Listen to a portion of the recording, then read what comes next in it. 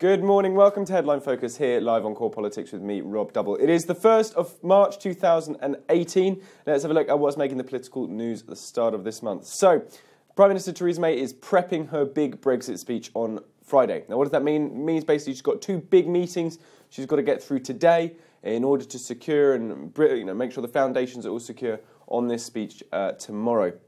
Now, she will chair a special meeting of the Cabinet in Downing Street this morning, where she hopes to secure the backing of all the Cabinet with regards to the contents of her speech and what it says, and also her vision, and indeed the government's, therefore, vision for the future relationship with the EU. Now, key elements were signed off by the Brexit War Cabinet Committee at Chequers, you may remember, last week. This is now just a readout of the speech for everyone else to sort of enjoy, but also be able to comprehend how to play it and how to justify it and play out the arguments together. Readout from number 10 predicted to be about midday, so we should get some news about how that meeting went around that time. Second big event, she's going straight from that meeting to a lunch with Donald Tusk, the European Council President.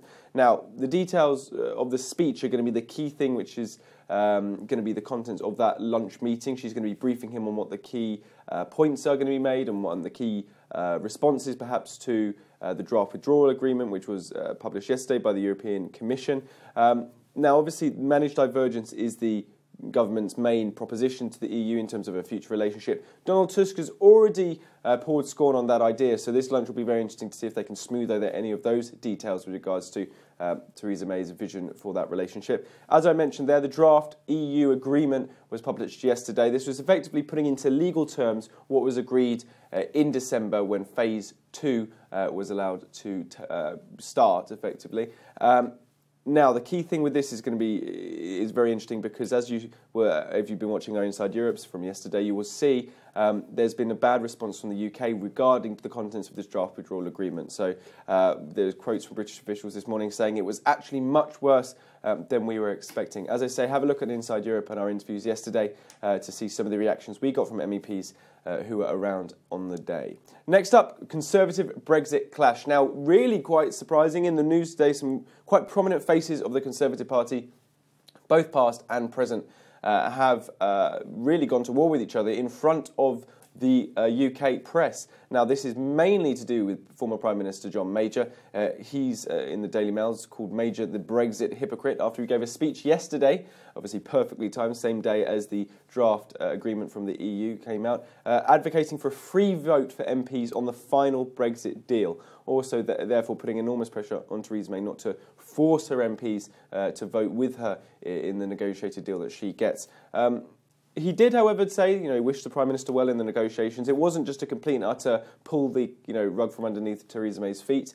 However, she did say the advice Theresa May, or he did suggest rather, the advice Theresa May is getting from within her own party is very unwelcome from the point of view of the well-being of the country. Now, what then happened is you had people who perhaps weren't agreeing with John Major, former big beasts of the Conservative Party, such as former Tory leader Michael Howard, then hitting the airways to condemn John Major, but also rebut what he'd said. So, on Major's own attempts to push the Maastricht Treaty through Parliament, Michael Howard said he certainly wasn't very keen on free votes at that time, and of course referring to John Major's and Margaret Thatcher's quite turbulent relationship as well. He said, Michael Howard said, "I seem to remember that when he was Prime Minister, he was quite upset about interventions of one of his predecessors. I think it was called backseat driving in those days." So really quite open battles in the Conservative Party now happening over Brexit, and really interesting to see where this is going to go and how Theresa May is indeed going to play it. Finally, the last story, again on the Brexit front, this one from David Davis, the Brexit Secretary.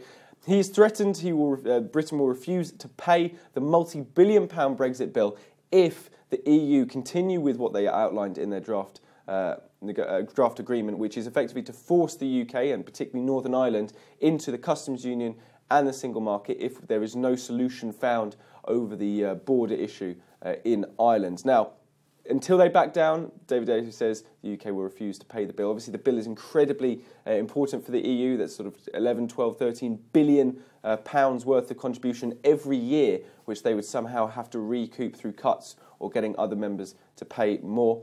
Now, this is all about this single regulatory space. So effectively, if there's no deal, no solution found in regard to the Irish border in the negotiations, the default backstop would be that the Northern Ireland would stay part of the EU in terms of regulations. They would be under the same regulatory space as the Republic of Ireland. That way, the concern is if the UK mainland or the UK decides to go off and leave the customs union, leave the single market, Northern Ireland is then split from the UK mainland, and effectively there is a border in the Irish Sea, something which the Prime Minister and the DUP have said they will never, ever allow to happen. And indeed, Theresa May yesterday, in terms of this part of the draft agreement, said no Prime Minister could ever agree to this. Have a look as well on Inside Europe from yesterday on Nigel Farage, former UKIP leader's response. He said that the EU this was unacceptable bullying by the EU, and even said that the Labour Party were colluding with the EU institutions and indeed most of the establishment to undermine the government's Brexit position. Really interesting interview. Check that out